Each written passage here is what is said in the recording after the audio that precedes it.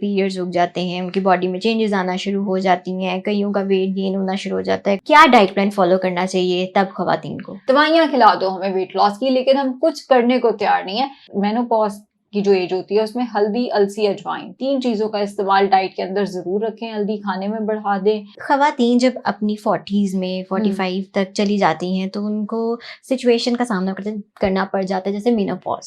ठीक है, पीरियड्स रुक जाते हैं, उनकी बॉडी में चेंजेस आना शुरू हो जाती हैं, कईयों का वेट गेन होना शुरू हो जाता है, कुछ वेट लूज कर जाती हैं depending upon the body type. ठीक है, तो उस कंडीशन के अंदर आपने अपनी बोन्स को भी स्ट्रांग रखना होता है।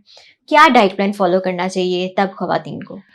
देखिए 40-45 पे या 45-50 पे जो खातून है ना, उसकी मेडिकल हिस्ट्री हो सकती है। हो सकता है वो डायबिटिक हो सकता है वो हाइपरटेंसिव हो सकता है कोलेस्ट्रॉल का मसला हो सकता है अल्सर हो। डिपेंड तो करता है कि मेडिकल हिस्ट्री क्या है। हर एक के लिए हर चीज नहीं हो सकती, लेकिन अगर सिर्फ और सिर्फ बुढ़ापा मसला है, उसके अलावा बुढ़ापा तो हम 45 पे बिल्कुल भी नहीं कहते कि इंसान बूढ़ा हो गया।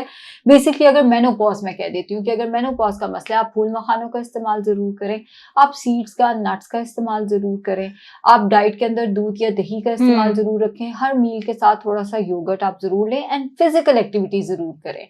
हमें ये लगता है हम फिजिकल एक्टिविटी की तरफ तो आते ही नहीं है ना।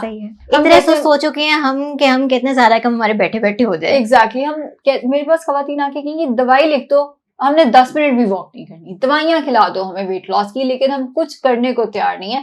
फिजिकल एक्टिविटी को अंडर एस्टिमेट नहीं करना। उस एज में वेट ट्रेनिंग जरूर करें, जिम जरूर जाएं। 30 मिनट्स 40 मिनट्स जितना आपके पास टाइम है, आपने अपने वर्कआउट के लिए टाइम जरूर निकालना है। और उस मेनोपॉज की जो एज होती है उसमें हल्दी, अलसी, अजवाइन 3 चीजों का इस्तेमाल डाइट के अंदर जरूर रखें। हल्दी खाने में बढ़ा दें, अजवाइन खाने के बाद बेशक एक चुटकी वैसे खा ली या रात को सोख करके ले ली। अलसी सीड्स में ही आती है, दादड़ करके सैलेड के ऊपर डाल के ले ली। अब अगर वही बात पे कोई अल्सर की हिस्ट्री है, ब्रेस्ट कैंसर की हिस्ट्री है, डायबिटीज की हिस्ट्री है, तो ऑब्वियसली आपकी चीजें डिफरेंट होंगी।